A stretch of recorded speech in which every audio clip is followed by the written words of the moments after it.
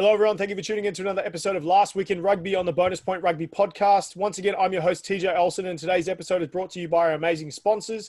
First off, Whalebird Kombucha. If you're looking for a great tasting beverage that is actually good for you, go try them out at your local Whole Foods, Air One, and other health food stores. Secondly, the Rugby Nation. The Rugby Nation are the leaders in strength and conditioning specifically for rugby players. They will be releasing their 30-day Shred Fat Like the Pros program this month, and the official challenge will begin on November 1st. This plan includes all the nutritional info, and the best part is no gym is required. If you're looking to join in on this challenge, check out the Rugby Nation's website or look out on our social media page for a special discount code. Lastly, OsteoStrong LA. OsteoStrong is a unique state-of-the-art wellness center located in Mar Vista that has outstanding results with strengthening bones, joints, and muscles. In just 10 minutes per week, you can increase strength, bone density, improve posture, balance, and most importantly for rugby players, your athletic performance. So if you're interested, go check out osteostrongla.com to book your free consultation today. So over the weekend, we had another great weekend of Mitre 10 Cup rugby and finally saw the long-awaited return of Test match rugby. As you can see, we've got two people on either side of us. We've got a Wallabies fan, we've got an All Blacks fan, so I can't wait to get stuck in and introduce our guests. Please welcome to the show regular guest analyst Tavita Halafia, aka rapper Knovell Capote, and head coach of Cal Poly's Rugby Club in the Central Coast of California, Mr. James Tesoriero. Welcome, gentlemen. Welcome to the show. How we doing? What's up? Good, mate. Thanks for having me on. No problem. Good to have a good balance now. So it's good to have some chat and not be just Wade All Blacks in general. So I just want to say quickly, congratulations to the LA Lakers on getting that victory over the Miami Heat, winning that championship. You're rubbish. You're rubbish, mate. For Kobe and LA. You are and rubbish. Plus to Hulla's favorite player, LeBron James, getting the Finals MVP. Hulla, what do you think of the series? Did you penetration?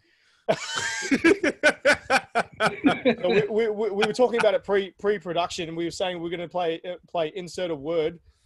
Penetration. Where would it go to? Insert a sentence. Look, people can penetrate LeBron James however way they want to. James, what do you think of the series? Obviously, a big basketball fan as well. You are. What do you think of the series entirely? Mate, I was just glad that we got a competitive series out of it. After two games, it looked like it was going to be a sweep, and that'd be a shame. But, mate, the Heat were great. They fought hard, and I think at the end they just ran out of steam. And well, you can definitely see it, like even in Game 5 when Jimmy Butler got to the end of the game and he went and drove for that layup or the dunk, and then he just went and stood on the side and just was heaving the whole time. So yeah, definitely competitive. Definitely great. Congratulations to the Lakers on that championship and Hulla's favorite player, LeBron James. We'll continue. But James, just before we jump into the rugby about over the weekend, can you tell us what it's been like to run a rugby program around these difficult circumstances with COVID? Yeah, I'd be happy to, mate. So as you introduced me, I'm the head coach at Cal Poly, which is one of the D1A programs based out of California. We typically play a season which would run pre-season right now through the fall. And then after Christmas, we play through the winter. We play our conference season, and we play about 10 matches against other Div 1 universities. So we kind of run about a 22 or 24 week season, which should be starting now. Obviously, the virus is playing havoc with campus life, rugby all over the place, and with college sports throughout the States. And the situation at Cal Poly is no better than most of the other universities in the area, where most of the kids are doing their classes online. The campus is a bit of a ghost town, and the student clubs like ours are forbidden to do any face-to-face activities. That's been getting you kind of your skills handy for cutting film and going through a lot of virtual sessions with Zoom, and how's that been? How have you been engaging the players? Exactly. So I think like every organization around the planet is pretty much adapting to kind of sharing information and collaborating online. And it's a little bit harder and it takes a little bit more planning than just getting people together in a room and kind of chatting stuff out and letting it happen. So I spend most of my Monday, Tuesday, Wednesday in front of my computer cutting film, and then on Wednesday night we present a Zoom educational session for the players. We have about 80 players. It's about probably 50 or 60 male players and about 20 or 25 ladies. They all get together on the Zoom. And there's a huge range of experience and talent. So we've got kind of 18-year-old girls who've never seen a rugby game, and we've got a guy who just got drafted in the first round of the MLR on the same Zoom. And that's the challenge of our program, and that's what's amazing about our program. But I now have to do, like tomorrow night, for example, I'm doing a Zoom educational session on laws of rugby, and I've got to stagger it on timing based on how experienced you are. And we'll start with teaching 5 points for a try, run forward, pass backwards. And then at the end of the Zoom, we've got like an MLR level referee on who'll talk us through the some of the trickier areas of law. Yeah. But kind of Monday. Yeah, man. That's intense. That is intense. Well, I think if anyone can get it done, I think it's you, James. So we hope to see collegiate rugby and Cal Poly Rugby especially back up and running soon. And if anybody's interested in the Cal Poly Rugby program, go check them out at calpolyrugby.com. But without further ado, let's get stuck into talking about the rugby last week. So as usual, another sensational weekend in Mitre 10 Cup rugby, and I'm super excited to see the NRC kick off as well. So let's just like previous weeks, we're going to run through our rapid recap of games of week 5. So number 2 lost to Canterbury 10-34. So that's no surprise there. Number 2 has been having a pretty trash season. The Naki trash decade. Yeah. Why can't you just let me get through this without throwing shade to someone? Jeez. So Taranaki losing a close match against Auckland, 28-29. That was a really good match. North Harbour had a rocky start to the season, but ended up getting a monstrous win over the people who hold the Ranfurly Shield, aka Hawke's Bay, 46-10. But luckily it wasn't at home for Hawke's Bay, so they still hold the shield. Wellington losing a close one to Otago, 34-35. So a couple of close matches. My Waikato Mulu beat the Counties Manukau Steelers 36-13, so super happy about that one. Tasman Marquardt triumph over the Bay of Plenty 33-7. And our feature game of the week, we get to talk about Northland, the Taniwha, beating the Southland Stags 18-14 in beautiful Whangarei. So I've got my lovely Southland shirt. They've been killing it this past season. So super excited to talk about this one. But I thought the game was sensational. Both teams coming into this matchup, they've had quite a good start to their seasons and they were quite evenly matched. But the one thing I really enjoyed about this matchup specifically was Southland's ability to contain Northland's strong lineout. So Northland, for a perspective, Northland are ranked number 2 in the whole comp. That's both conferences of their try origins coming from lineouts. And Southland disrupted that pretty well. So, Hulla, what was your favourite part of the game altogether? Dude, the forward packs going at it, like just bashing each other, dude. Yeah. I noticed too, like around the ruck defense was just disgusting. Like people were shooting, and they weren't shooting for any other reason outside of they're just looking for the first ball handler. And the amount of turnovers, they weren't high. I suppose it's the quality of the turnover from the initial hit. To second man on, and and also shout out to the ref because he was letting that play through. He was playing the advantages instead of calling it for holding the ball on the ruck. He let it play out, and that worked for both teams. Especially on towards some of their tries and set phase, next set pieces. But yeah, I thought the young hooker for Northland. Yep. I had his name. Oh, hold on, it's on my notes. There's too many players. There's too many players. I've tried remembering. Dude, the kid's like 19. Yeah, and that's like Hawkins as well. The number 10 for Northland. He was killing it on the weekend. He kicked a lot of great plays. The big highlight though, because it was a younger forward packs going at it, and just how fast they were, which especially at the ruck was just it.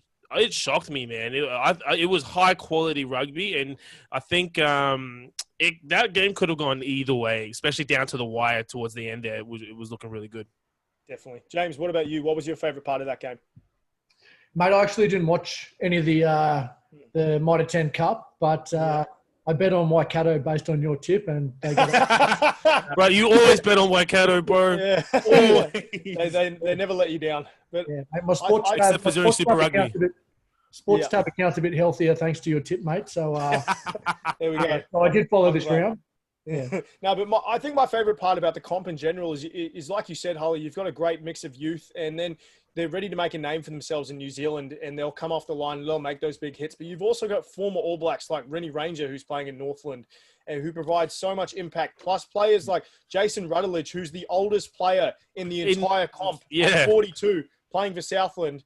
We always talk about how strong New Zealand's depth is, but is having players like this who run the hard yards for years and are able to provide so much wisdom. I'll ask you first, James, is what makes New Zealand strong? Do you think that's one of the big contributors? There's no doubt it is, mate. I think having kind of a mix of guys who are in their prime and not quite Super Rugby level, with guys who are on the rise, with guys who are on the way out, that's amazing. So guys still play rugby because they love it. And they can kind of impart some of their experience on the younger guys. And I'm actually seeing little bits of evidence of that in the Shoot Shield in Sydney. Mm-hmm. So if you look at, if you watch the Shoot Shield in Sydney, like Mark Gerard played some games last year. Adam Fry is like 41 years old and he's still playing a bit of first grade at Randwick. Yeah. And you're getting more and more elite level players who just enjoy playing some rugby on the Saturday afternoon and their body still has a bit of run in it. And the value that they offer to young guys on their way up is massive. And that's definitely a huge, one of the huge benefits of the New Zealand system for sure. And do you think that the NRC will kind of get a same feel like that? Because obviously you've got a lot of players that are coming in from overseas comps who may not have gone back overseas yet. You still will have players that could go over to Europe that may not fulfill those contracts. Maybe not the exact same, but you'll still have a lot more experience than you did in previous years. I don't know the NRC, like the way the NRC is run at the moment, it's been almost entirely young, ambitious guys. Mm-hmm. I think the guys who are on their way out of professional rugby and still want to play rugby will probably just show out for their clubs on a Saturday afternoon. Yeah. I think the NRC trains too hard and they train like professionals, and a 41-year-old Adam Fry doesn't want to train 4 nights a week. He just wants to kind of roll the legs over, learn what the line-out calls are, and just be efficient on Saturday. Yeah, I agree with that. Any final points of the game that you liked, aside from the forwards, Hulla? What do you think the comp overall of the Mitre 10 Cup provides to New Zealand rugby in general? Better kickers than what we saw for the All Blacks turnout on Saturday. Okay, all right. You're getting restless. Let's jump in and we'll talk about the All Blacks versus Australia. So as we all know, that the game I'm referring to, the All Blacks versus the Wallabies, game 1 of the Bledisloe Cup series, the first Test match rugby that we've seen in all of 2020, and we've been fiending for it around the globe. I'm in the US and Hull is in Australia. I think everyone considered who loves rugby has been wanting that. And I don't think we were expecting this game. It didn't lack drama. So the first off I want to talk about is obviously the refereeing. I think any fan will have some sort of bias when supporting their team, but I don't think there is any debate that the refereeing wasn't up to par in this Test match of especially of this caliber. Although someone can make an argument that it was a very tough game to referee for anyone, you had multiple screw-ups for the whole refereeing team. The notable few were Angus Gardner missing the foot in touch for Rieko Ioane, the multiple bad calls by Paul Williams, especially in the final 8 minutes of the match where it was just a free-for-all. James, I'll start with you first. What do you think was the biggest blunder or, the biggest mistake caused by the referees? So it's a shame, like the quality of that match with the world watching and the world celebrating that match, that every single report you've read afterwards has about 50%.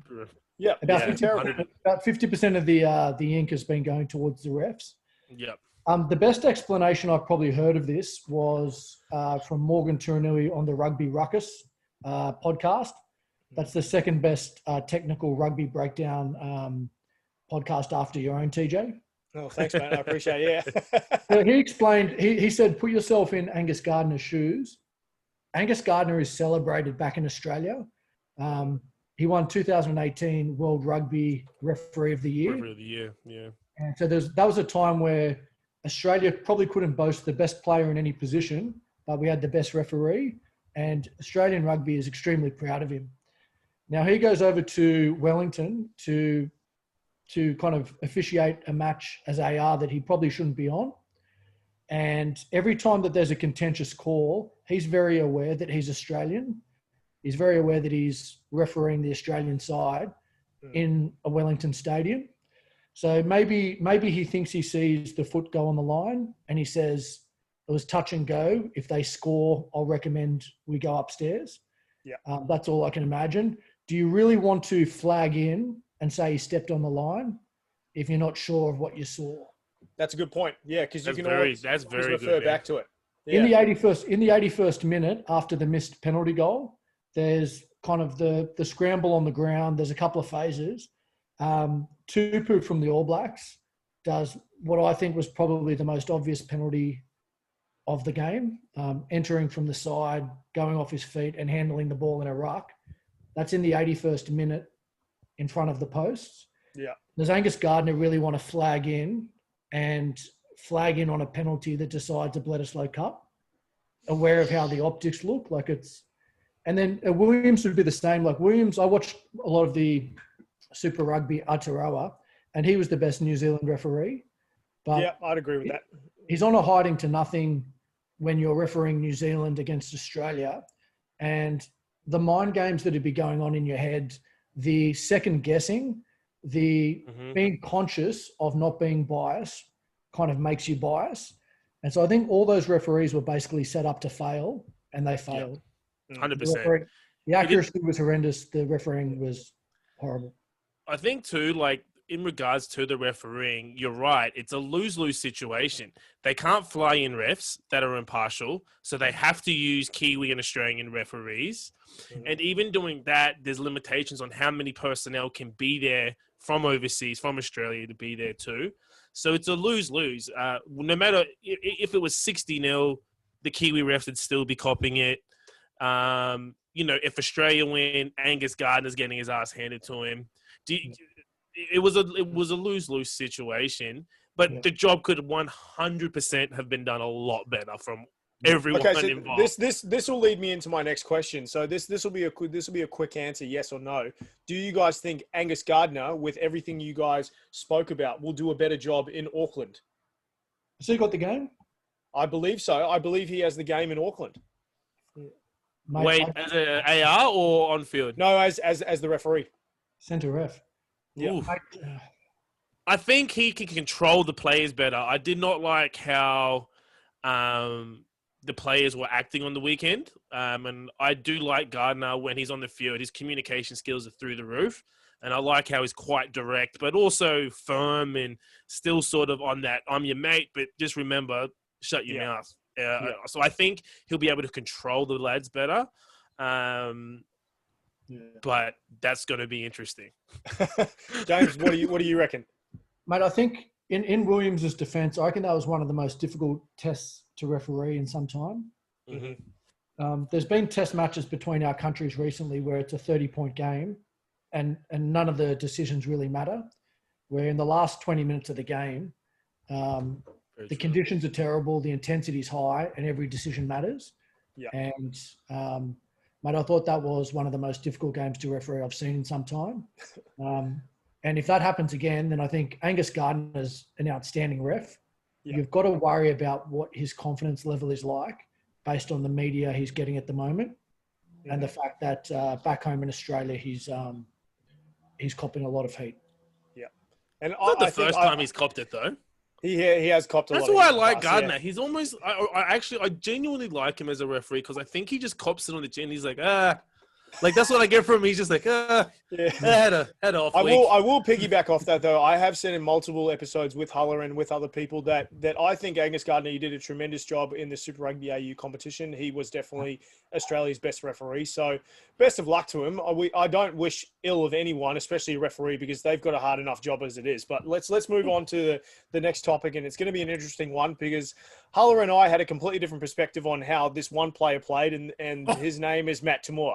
So I'm not saying he was the best player in the park. However, his defensive pressure was on point to disrupt the All Blacks' continuity a lot during this game. And although his offensive execution wasn't perfect, I think his decision-making or his thought process was quite good. So an example I'll give you is in the first half when the All Blacks had quite a heavy rush defense, and Matt Timur had basically an overlap, and he had two options. He could take it into contact, or he could throw a pass that Geordie Barrett could pick off very easily, or his third option could be he decided to kick for territory and keep the ball down in the All Blacks half. And he created considerable pressure. Although it didn't go directly to a player, or it didn't go exactly where he wanted it to, I think it was the right mental consciousness that he was using. So Hulla, I know we've been quite honest and critical about his play in previous episodes.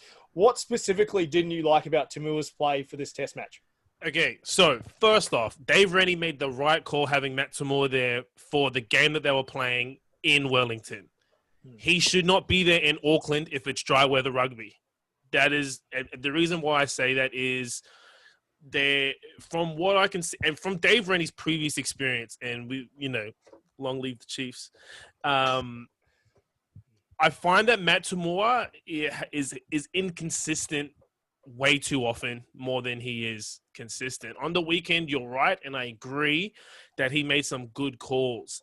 He was also lucky that he was facing Richie Mo'unga, who wasn't playing too good, and Goodhue at 12 and Ioane at 13. If they just straightened that lineup and ran at him, he's completely inefficient for the Wallabies backline. And now you're bringing it down to James O'Connor to do something and Hunter Paisami on debut. Now, having said that, did I rate his game on the weekend? I'm still a no. I just think that Dave Rennie's coaching played really well with Matt Toomua being there. I just don't think moving forward that he's your number one choice for number 12, given there have been some injuries. And I honestly just don't feel as though, like this weekend, if it's dry weather, I fear that Matt Toomua will be targeted, as he should have been on the weekend. And we're going to see exactly what happened during Super Rugby Australia this year, when once he's targeted, he's completely inefficient and he's off the field in under 50 minutes. Okay. All right. I'll take that. James, your thoughts? I think that's harsh. I've been listening to your podcast, and most weeks I think your assessment's harsh. Mate, Toomua didn't set the world on fire. He didn't really make any big impact plays, but you just mentioned it. You don't really know what his instructions were from Dave Rennie. And his instructions may have been just rush up and tackle, catch and pass, and then kick whenever their line speed's quick. So I think he probably underplayed his hand, and that may have been his instructions. I also think that in terms of selections, Wallabies fans have got one eye on the next World Cup because we've got such a good crop of young guys. But if you're trying to pick a side to win a Bledisloe Cup in New Zealand, you really got to pick for experience. And the alternatives to Toomua were probably Irea Simone, who I rate very, very highly, or Lolosio. And I think they're both huge talents and great young players, and they'll eventually take Tumua's spot. But as a Wallabies fan, if you're trying to win a Bledisloe, you've got to probably pick Toomua. Okay. All right. I feel like I'm a referee in this colourful jersey, and I've got the Wallabies on one side and All Blacks on the other side. Can I say then, James, would you say Lolosio at 10 and O'Connor at 12 would be a better attacking option with Pattaya out and Hunter Paisami at 13? Because ideally, I would love to see that red spine in there, O'Connor, Paisami, and Pattaya. Given Pataya's injured, obviously Paisami's there at 13. But what would you think? Is Pattaya out completely, or is he just out for this week? I think he's week to week, so he could be ready for this Saturday, but I think Paisami played so well that there's no rush. He played awesome. He was amazing. He was amazing. But what do you think about Lolosio starting at 10, O'Connor shifting into 12, or during the game this week? Could you see that happening? I think we would score more points, and I think we would concede more points. So I don't know. That's fair, man. Yeah. So I think the organisation, the X factor would be improved. The organisation and the composure would probably fall apart a fair bit. That's fair. In a really high pressure test in Wellington, in the rain, after not playing a test in 10 months, I probably want Toomua there. And I think these other guys, Lolosio will get his chance over the next month. Definitely. Definitely. I just think with these young guys too, like from a coaching point of view, I think this is the great time. This is the greatest time in the world where maybe that X factor that Chica didn't want to play for so long. This is the time where it's like, in worst case, you just lose again. You know, and not to sound mean, but it's just like, let's just like, we don't need to softly bring him in. Hunter Paisami is the perfect example. That guy was on fire. Dengunu on fire. That's the next topic I wanted to move into. So we talked about great debut performances for the Wallabies. You obviously had Wilson as well. Filippo Dungunu, very exciting to watch. But I thought Hunter Paisami was easily the best debutant. He was able to penetrate the line constantly. He made some very impactful tackles in high pressure situations. And I think he's only scratched the surface of his potential in the gold jersey. So, James, should Dave Rennie stick with the same back line, the conversation that we're having, or if Pattaya is healthy and Wright's healthy, should they be given a shot in this week? Mate, I think you got to stick with it. I think, like the guys, like I think most of those guys at 9, 10, you can say what you want about Tamura at 12, but 13 certainly. I think, mate, they all played above themselves. They all did enough to hold their jerseys. And, mate, your point about all these kind of rookies who had amazing games, that may not be a coincidence. Yeah. There's a generation of Wallabies players who've got a lot of baggage against the All Blacks and have got a lot of losses and a lot of tough experiences against the All Blacks. And you've now got a bunch of debutants who have beaten the All Blacks at under 20s level and schools level. Exactly. And there's a lot less fear.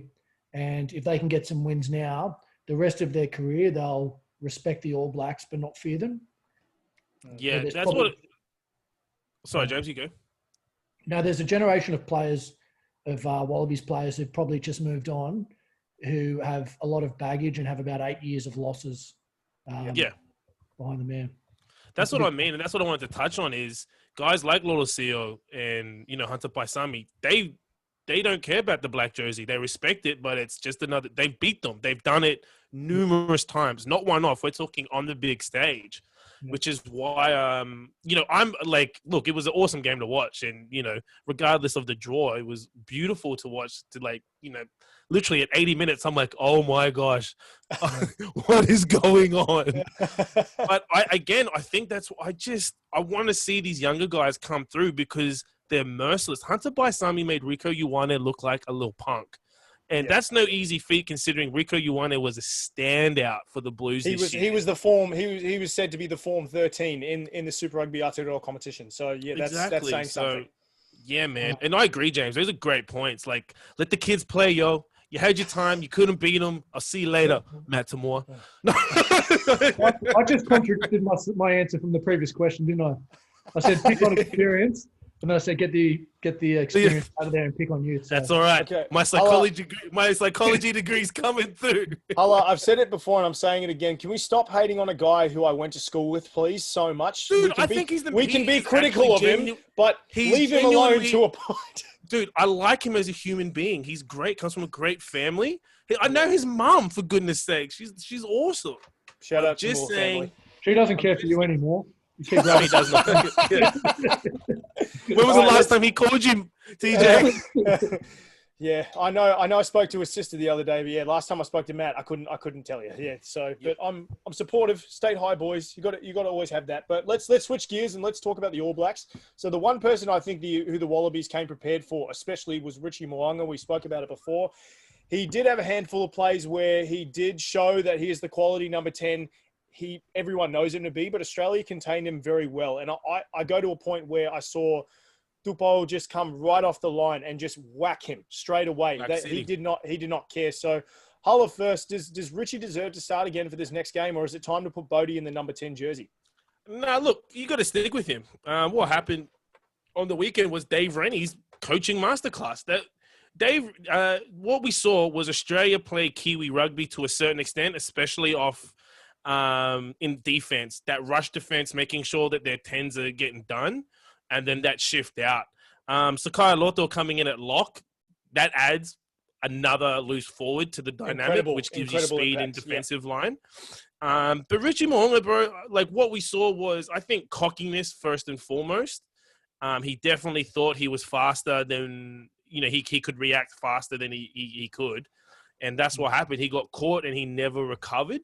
And having Goodhue at 12, that doesn't help the situation anymore. At least if you've got Anton Leonard-Brown, who I am critical of, but at 12, he can take that pressure off, run that ball straight, crash it, and give you time, give that 10 time. I will say critical is an understatement, but continue, yeah. but look, you got to start. You got to start Richie again, and with Bodie Barrett back at 15 too, that adds a deeper dynamic where I think the Wallabies defense won't know which way, especially if they're split, who they're rushing. And if Richie is getting rushed, Richie drops the fullback, Bodie Barrett comes up to 10. And then you got another headache on your hands. Yeah, James, your thoughts, mate? I think you hit the nail on the head. In the World Cup last year, whenever Barrett was playing fullback and Manga was 10, any midfield ruck, you'd have one of them as first receiver on either side, and that just becomes very, very difficult to defend.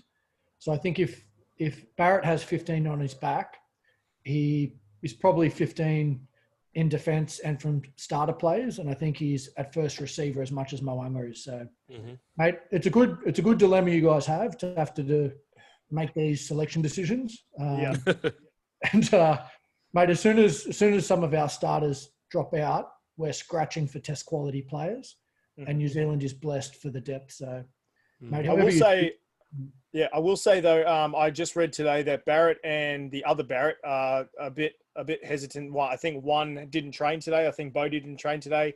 Geordie walked out with ice on his leg and he was limping off. Sam Whitelock, he is still undergoing concussion protocols, so we're still a bit banged up, which obviously Aussie did a pretty good job. So well done, James, on that one. But one player we have to bring up is Rieko Ioane. So although he put together a few great attacking efforts, his biggest moments in the games were stepping out of bounds that Angus Gardner missed and knocking on that try that could have been the difference maker in the game. So James, you first. How big of an impact to the game were these mistakes? Mate, I think from a New Zealand perspective, I thought Rieko Ioane kind of cost New Zealand the game. I think the knock on before half time had a massive impact. That would have been such a devastating psychological blow to the Wallabies, but getting those 7 points back just before half time probably kept us in the match to an extent. And then if you watch I think it was our first try from the line-out maul, Corabetti, you'll see that I only bid in on Hunter Paisami as a decoy runner.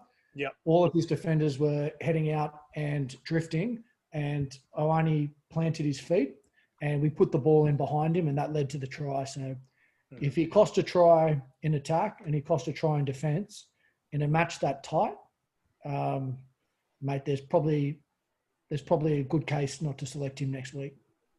Holla, do you think he deserves to be in the 13 jersey again this week, or do you think it's time to give someone else like an Umaga Jensen or another player? Look, I'm going to go one step further. I think ALB needs to come in at 12, Goodhue at 13, and we need to shove him to the wing and drop Geordie Barrett if he's fit to play. And do you think Umaga Jensen or someone else like that caliber or Alamapi, if he's healthy, do you think that's the difference maker on the bench? Off the bench, you'd have to say Laumape. I don't think Umaga Jensen's ready for test match footy yet, no matter he had an amazing season. But that safety net of Geordie Barrett, who can come in as an outside back, I'll bet too slow for wing, I think, personally. And Laumape and ALB and Ioane are your other options. I think they just give you – I'll bet Ioane played terribly. And James is right. It's not so much dropping the ball, but more so the fact that defensively he's just not reading. And he did that all game too. And I honestly thought, especially down the left side, the right side of the All Blacks, with Geordie was playing right or left? Right, yeah. Right, that they were just getting a little too carved up defensively. So, yeah, look, I don't think Umaga Jensen's far off. I don't think he's there yet. And I'm pretty sure Laumape is still under the injury cloud with his arm. But I know they're considering him for this weekend, which makes you think that perhaps they're going to do that push, bring in ALB at 12 with Goodhue at 13. All right, well, let's talk about the man leading the ship for the All Blacks. So as someone who a lot of people who thought to be... We ate our words, bro. Yeah, I know. He thought to be underdeserving of the captaincy this whole year. Sam Cane showed over the weekend that he's here to stay and he doesn't care whether you like it or not. And I'm a big Sam Cane fan, always have been, always will be. But even though he provides a good leadership standpoint, I still don't think he is New Zealand's best number 7. With that being said, he is their captain. He's obviously not going anywhere. He's not going to be benched anytime soon.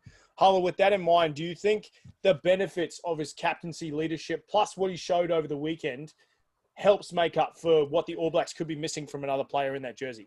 You know what? I enjoyed the Cane, Severe, Frizzell experience. I thought it was an interesting experience. I think what Sam Cane definitely lacked, he made up. I thought Sam Cane had a blinder of a game, to be honest with you. He had an amazing game. I'm never going to deny that. I also think he'd be suited at 6, and then they need to bring in someone else at 7. Frizzell for me, although... Who are you thinking, like a Papali'i or...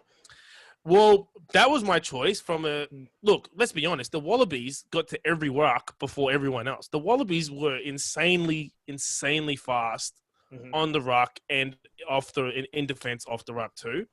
And it shocked me. The only person that I could really think that was there and that was countering that much, although our Artie Sever did get some turnovers, I'll bet a little more illegal than legal. Sam Cane was definitely at those rucks. But again, I just didn't. Yeah, look, I just don't think that. We have to come to the conclusion he's not gonna not play. Yeah. So I'd like to see him perhaps in a 6th position and then bring in a Papali'i in at 7 just to add a bit more grunt, especially off when Richie Mo'unga's under trouble. Man, they really needed, and I don't think Frizzell needed that inside or outside channel just to have someone there just to run straight. And as good as Frizzell was, I just think he lacked that.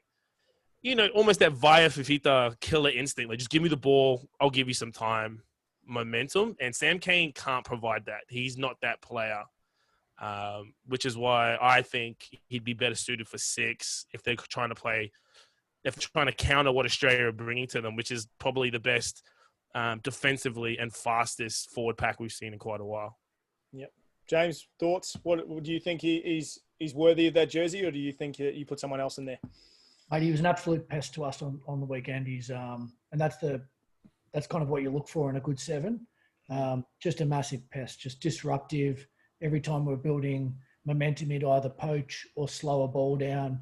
A couple of times he put really good defensive shots on and kind of put some of our ball carriers on their back. And these are some things I didn't really see from him in the Super Rugby.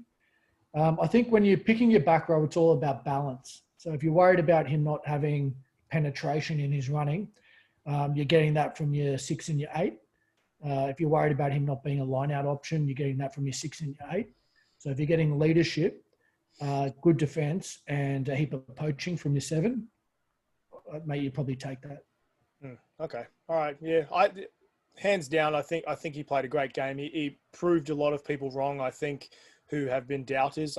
Like I said, I still won't say he's our best number 7, but he's the 7 we've got, and we're going to stick with him for the ride. But I think the last topic that we're going to talk about is pretty obvious, the coaching. So both Ian Foster and Dave Rennie are both brand new coaches, and it was their first opportunity to showcase what their teams are capable of. With the score tied up after 89 minutes of play, it was ridiculous. Who had the better performance as a coach? James, I'll start with you. Who do you think?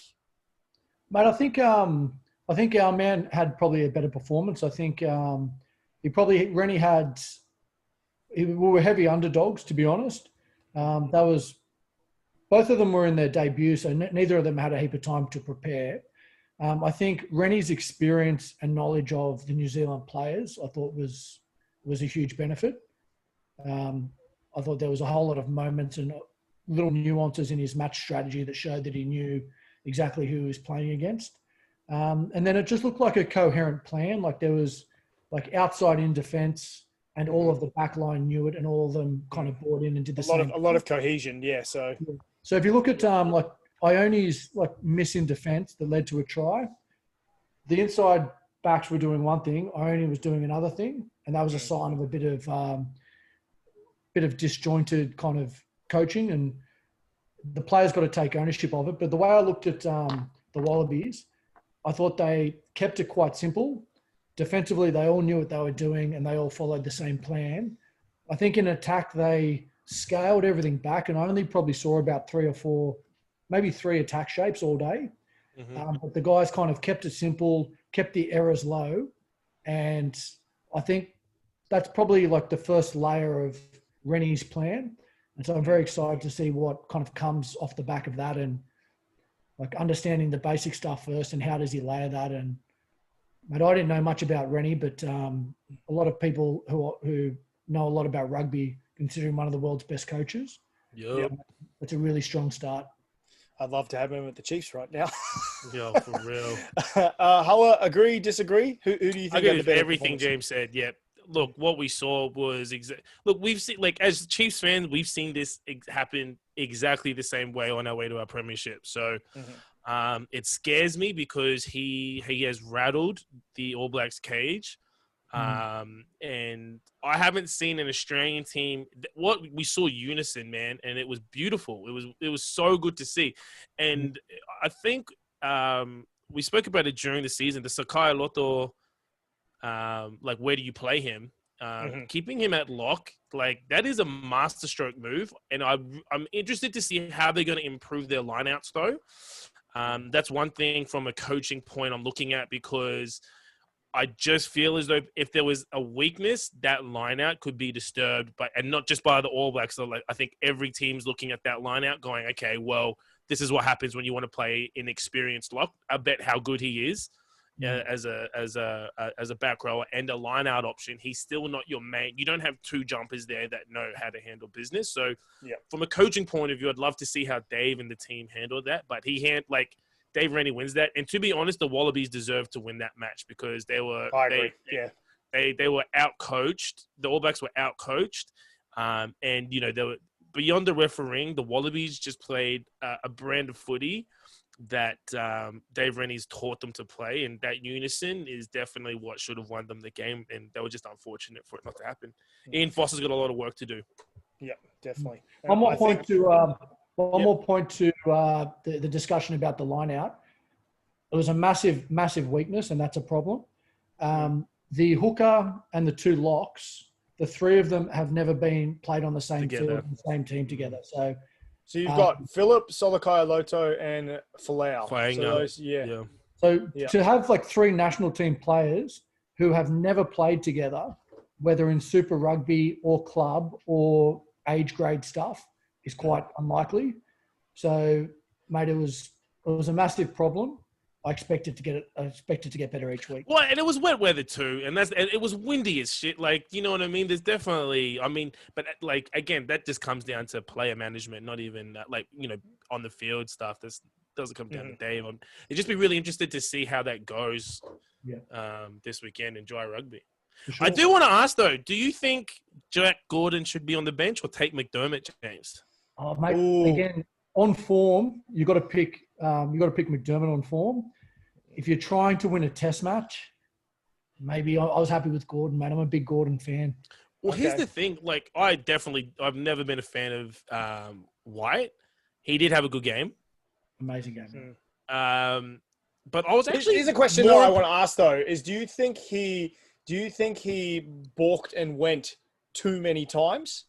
Yes. During the game? That's because that European footy, bro. Yeah, I thought that during the game, I will concede that I think he did have a very good game. And there were many points that he provided, great continuity, great passing, but there were too many times where all he needed to do was make that one more pass, and then they were in, and he went dummy into contact into 3 people. So that's what I was about to say. Is I was really impressed with Gordon when he came on. That continuity and that ball movement, that was faster ball than O'Connor and Tamora had all game.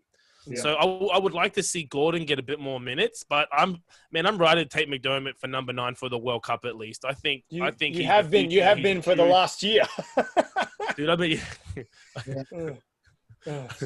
So quick question to finish off this. So obviously loving the test match rugby being back, but who was your favourite player and least favourite player of the match? Hulla, we'll start with you first.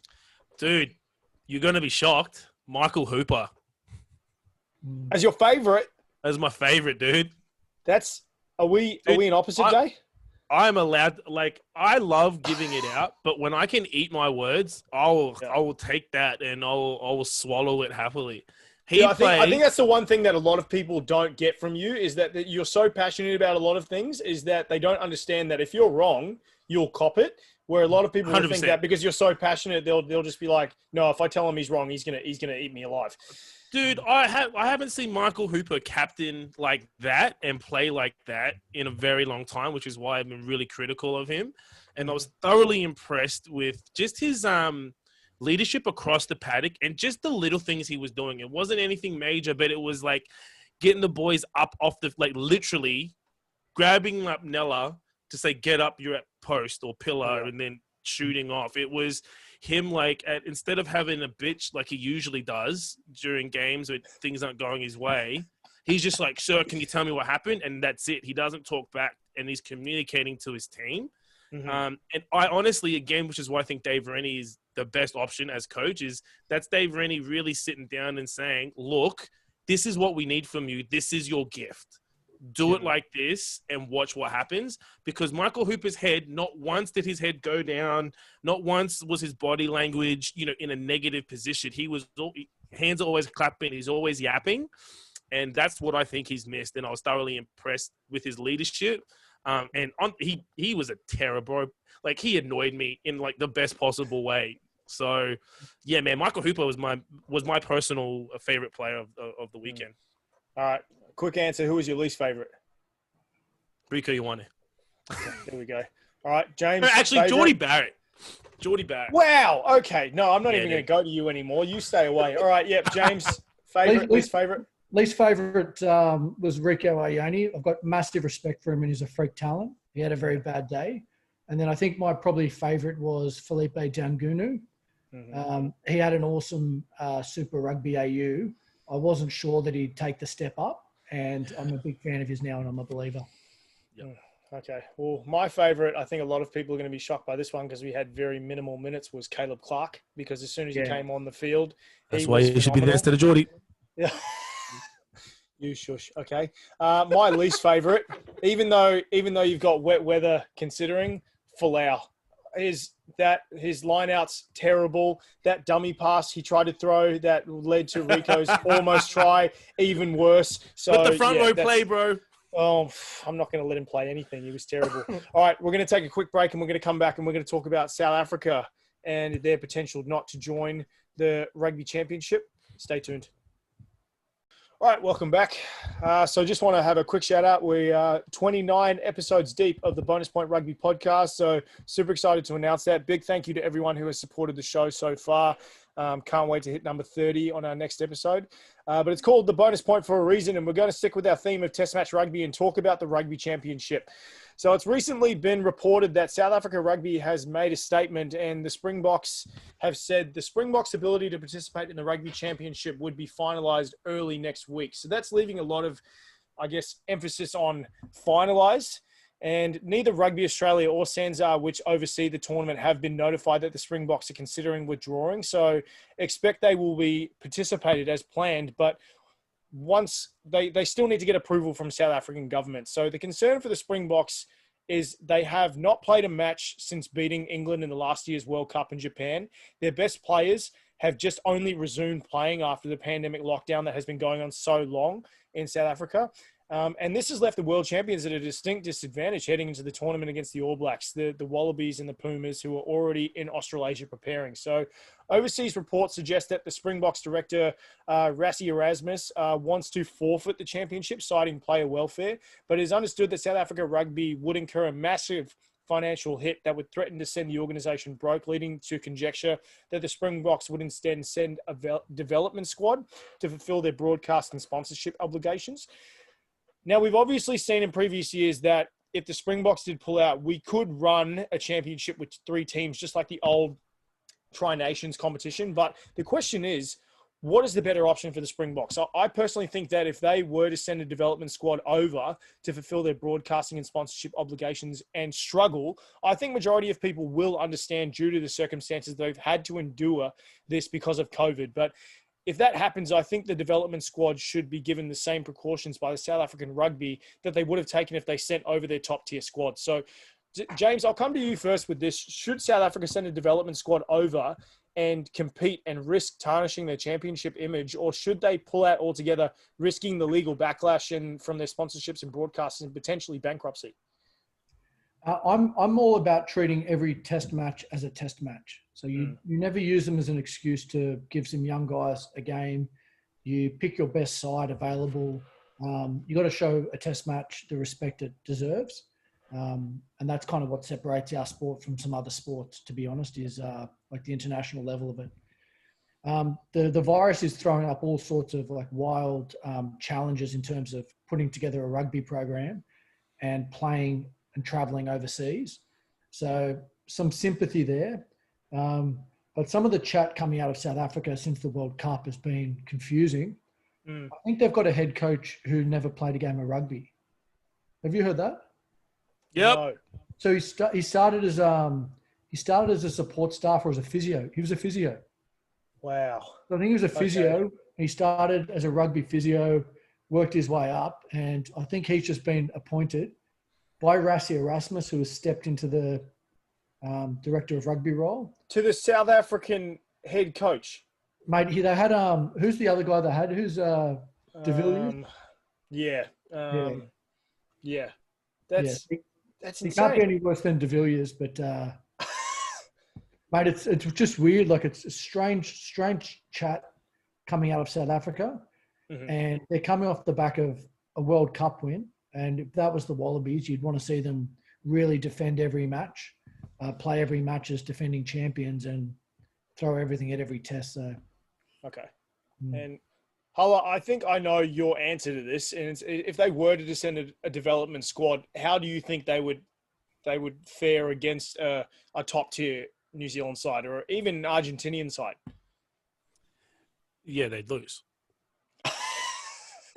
I love you. I love you straight to the point. I love you straight to the point. Well, no, I'm like, here's the thing. Like, I don't like the chat coming from Erasmus. The excuses. Look, they're looking to make as much money as possible. That's what's happening with this. They knew that they were going to be up for, up to 6-7 months. The dollar value is 300 million rand, which is about 24 million Australian dollars. And they've now just realized, I think, that, you're going down the barrel of, this is it's a bad situation that they put themselves in, and they're just trying to find the easiest way to make it look like they're making a sacrifice because their players have been out. I just read this morning that their captain, Khaleesi, was just saying, yep, we're 100% unprepared. We're going to be the less fitter teams. The less fitted team, we're going to be the less developed team in regards to player interaction.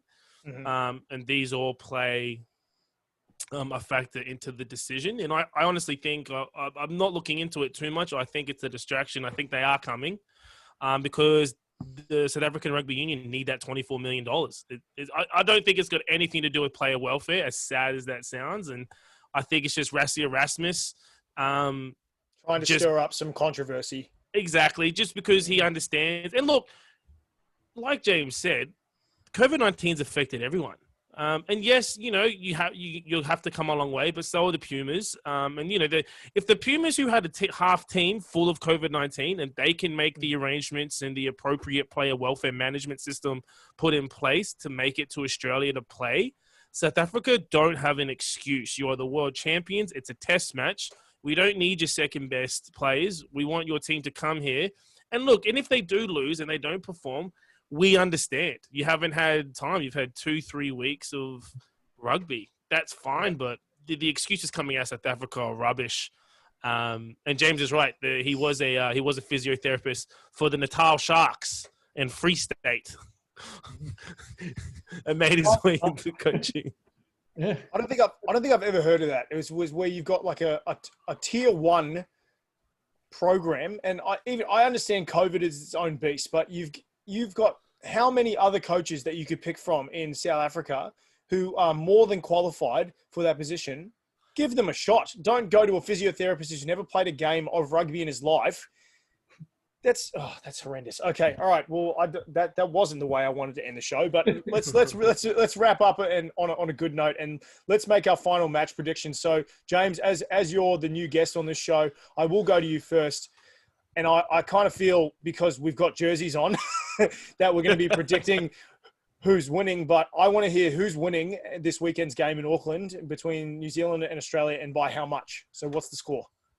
And can we also add how they're going to win? That'd be cool. What do you mean how? So how are they going to compose the what's their game plan pretty much? All right, elaborate. Elaborate for me. Do you want to go first, Tyler?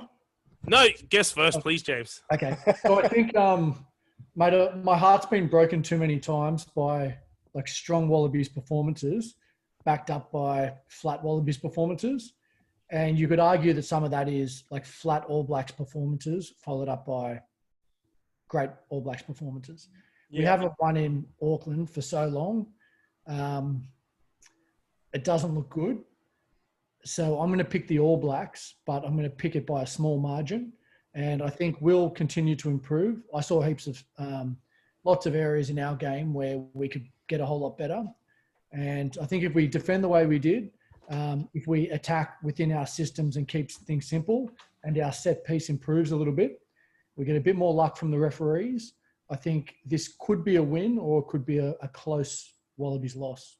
I think, just to piggyback on that, and I hate saying this as an All Blacks fan, but I think when you look at the depth and the potential of both programs, although the All Blacks are very, very strong, they've got a lot of depth, I do think that Australia's depth is going to be most deadly in the next 1 to 2 years, because they've got so many young players that are so hungry, like your Tate McDermott's, your Lola Seos, that are just players ready to go. And I think that in the next year, when we've got hopefully a healthy, I guess, perspective on life and able to put COVID to the side, I think we're going to have a really good crack. But Hala, your thoughts? Who's going to win and by how much? And I agree with James, actually. Yeah, so I agree with James. I think the All Blacks just tip them, but not by much. It'll be, 12 to 14 points at a maximum. That's what my head's telling me. I think a little closer than that too. I do believe it could get away from the Wallabies, just pending on a few things. And I think the broken play, even in the wet weather, really showed structural issues with how Australia do play in their pieces, how they do it, with their defence.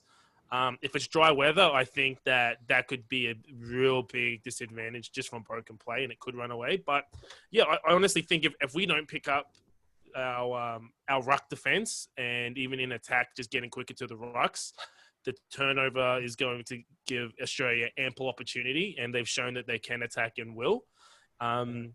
With the dry weather, I think Australia are going to hit Baisami a lot more on that inside line and just put pressure in that midfield. And they've got Tamua, O'Connor, Dengunu out the back on one side. Then on the other side, you've got Banks rolling through as well. And I just think that Australia have a really good chance to score points that way. Mm-hmm. The All Blacks, I think they need to hit that middle channel a little bit more, take Tamua out of the equation, just get him tired. And they just need to attack a lot. What's the word I'm looking for? Aggressively, and be a lot more aggressive at the breakdown, just so they can get that quicker ball. And I think that fast ball. And if Barrett does play at fullback, that's a bit game over. You're going left or right. And I rate. No offense. I just think that 1-on-1, I'll back an All Black over a Wallaby at the moment, except for Hunter Baisami, because that guy's a freak and he's amazing. Yeah. James, any final words? No, not really, mate. I think you mentioned some of the guys who aren't getting picked for the Wallabies at the moment. Mm-hmm. I think your team is only as good as the guys who are missing out. Yeah. Hala mentioned some of the All Blacks players who are injured or unavailable or missed selection, and that's a test level side of guys who miss out. And I think, like you said, Australia's success in the next couple of years depends on blooding these guys and continuing to develop. And mate, for the first time in a while, I'm very optimistic about Australian rugby. Mm-hmm. And we mate, if we get a win, and the worst sign of how we're at is that New Zealand supporters are hoping that we do well too. We're at such a low point. We're at such a low point that the Kiwis, they need the Bledisloe to be relevant and competitive for rugby to be strong in New Zealand. And 18 years. So I'm gonna piggyback on that, and I'm obviously gonna back the All Blacks, but I think with Dave Rennie at the helm, I think you guys have both hit it nail on the head. He's doing such a good job, and the program is just has so much potential. I'm not going to give them a runaway win. I predicted it's going to be 24-20, so it's going to be definitely a close match. I can't wait for it, but I think. Quick shout out to the All Blacks 15, the second tier team who won't actually get to come over to the Canada and participate in the Halloween weekend because that got cancelled. So disappointing that some of those tier 2 players, even though they're still considered tier 1 players, won't get an opportunity to play some test match rugby. So that's a bit disappointing, but very excited for this Australia All Blacks. Let Tate McDermott play. Put Tate McDermott on. Tate McDermott for number 9. You should be one of those recordings for like presidential campaigns. You speak to way too fast for anyone to understand. But big thank you to our guest analyst, Mr. Knovell, Capote, and James Tesoriero, helping me break down all that impressive gameplay over the weekend. Be sure to check out the Rugby Nation for their 30-day shred Fat Like the Pros challenge starting on November 1st.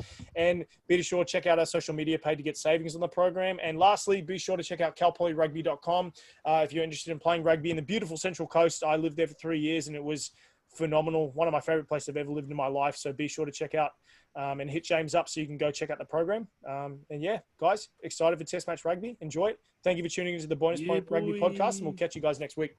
See ya. Thanks for having me on.